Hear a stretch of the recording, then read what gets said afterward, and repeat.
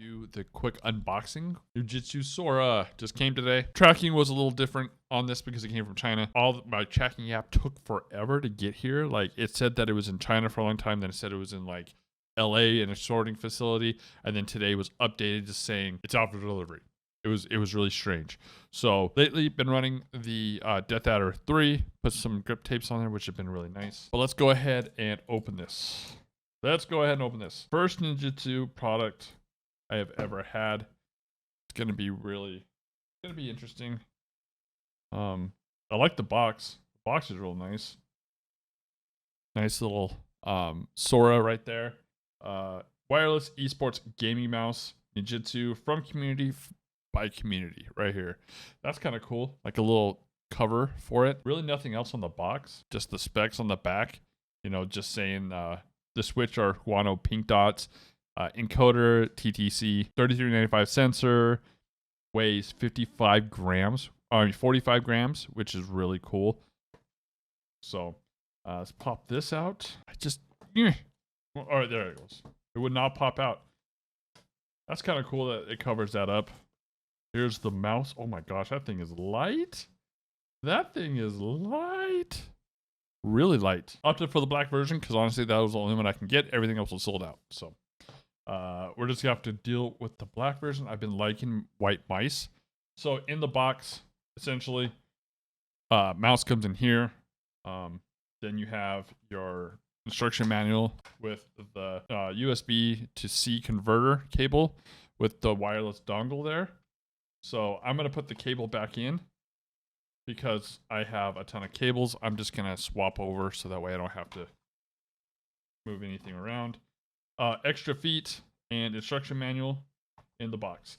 So the feet's different because you have you can do low contact patches right here, if you can see them. And then with the feet, you can do a bigger contact patch if you like it. So it comes with extra feet, which I always like. But if you want to, you can do one full one here and one full one down here as well, with the extra feet in the box. It's got a spot for the receiver, which is really cool, so that way you can plug in the receiver if you travel with it. User manual, just basic user manual. It's got like the colors for the DPIs and stuff like that. You can do it with no software, or you can use a software included, which I will pull up here in a second. Packing was pretty nice. Pretty standard packing I've seen. I think, honestly, the best packing experience was the Lamzu. Lamzu's packing experience is just goated. Shape's supposed to be kind of like the, what I've seen, kind of like a Pulsar X2. So let's toss this. Don't need the box right now. Cable can go there. Let's plug this thing in. I am going to move this one, plug this one in. Let's turn it on. See what we get out of the box. It is charged, but it's, where is it? There's the X2. It's kind of like an X2. The hump, honestly, the hump is a little bit more forward here than it is on the X2. The X2 has a little bit more release on the mouse buttons.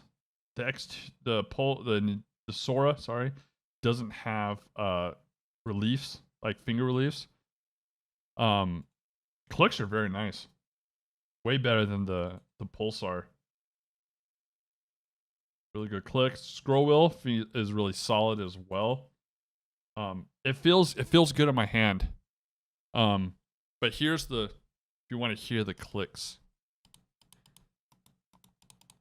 Here's the clicks. Very satisfying. I don't know if you can hear the scroll wheel. But yeah, very, very nice so far. Like if you pull up, let's pull up Elo shapes here. You got the Sora. Let's pull up the Logitech really quick. Where is it? Where are we? G Pro X. And we pull up the Pulsar X2. So that way we can have a comparison. There it is. Okay, so let's hide the super light right now. So the Pulsar and the Sora are really close. The Sora kind of comes in on the right side, which I can definitely feel. The Ninjutsu is 121 in length 65 width, so about high, a little bit wider. As you can see here, kind of widens out right here. But they look almost identical. When I was looking at this, the button layout right here is identical to it. Now let's pull up the Superlight. Superlight's a little bit bigger. It doesn't flatten out. It's got like that egg, the GPX egg shape right there, as you can see. Software. So here's software out of the box, 81%. I want to be at,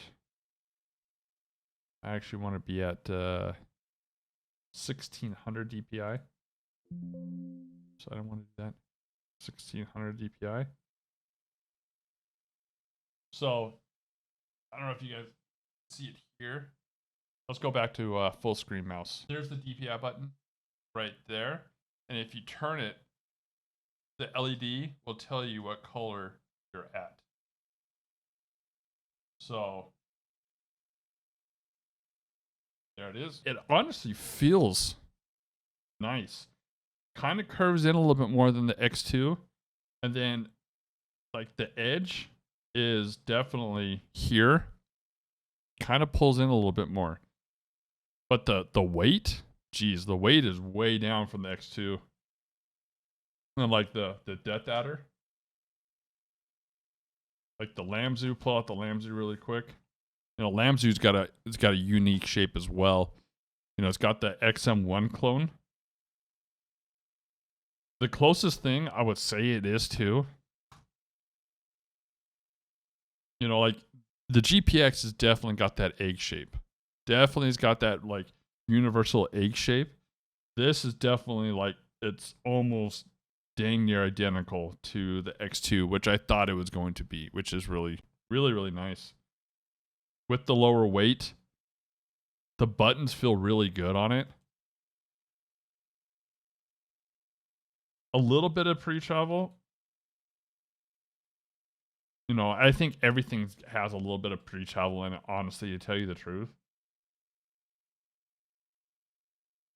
But the clicks feel great. Clicks feel really good. Those Juanos. The Juanos are really good. Juanos.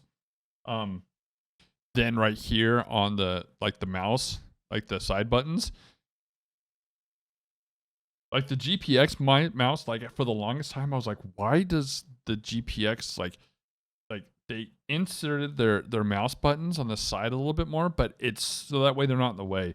Some of these newer mice, they're a little bit in the way. Like the X2, I mean, they're right there so you can find them.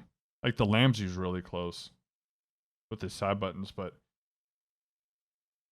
honestly, it's like a lightweight X2 medium. I can't tell the two apart, to tell you the truth, really. Like if I were to like mix them up, let's just mix them up here. I'm gonna close my eyes. I don't know which one's which. Like the only way I could tell is from like the finger reliefs on the buttons. Honestly, that's the only way I can tell that there's the between the two. Other than that, they feel really, really close. Oh, it's a good mouse so far. 55 or 45 grams. Like it's a lightweight mouse. You know, again, 70 hours of battery life. It's got 1000 hertz polling, Juano pink dots, which are the same as the Lamzu. 45 grams plus or minus 2 grams that they're saying on their website. But yeah, I really like the X2. I performed really, really well in the X2. But the Ninjutso is going to be really nice with that lightweight. You choose the polling rate up to 1000 hertz. Goes 125, 500. Yeah, goes 125, 500, and then 1000. You can do liftoff distance of 1 millimeter to 2 millimeters. Power management. And you can choose the sleep mode, which is really cool because that was a problem with the X2. They had to have the firmware to fix that. The bounce time, drop that down to 4 milliseconds. The mouse properties, you can open up Windows mouse properties so that way you can, check out to make sure that you're not running Snap 2 stuff. You can do your make sure you're not running enhanced pointer precision like I was for the longest time when I was doing stuff, and I was told that I was, and I screwed up. But yeah, it's out of the box, 82%. Macros, you can have profiles. Looks like you can have more than 3, which is really cool. You can change your button assignments. All in all, it's a really good mouse so far. Definitely excited to see what it's going to be like in aim training stuff. Because like I said, I did really good with the Pulsar, and this feels just like the Pulsar to me. Stock feet, pretty good.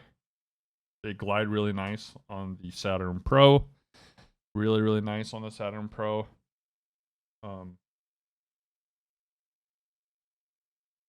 Yeah, it's going to be a good mouse.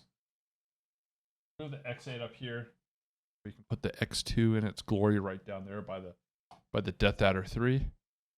Oh yeah, that's a good shot right there.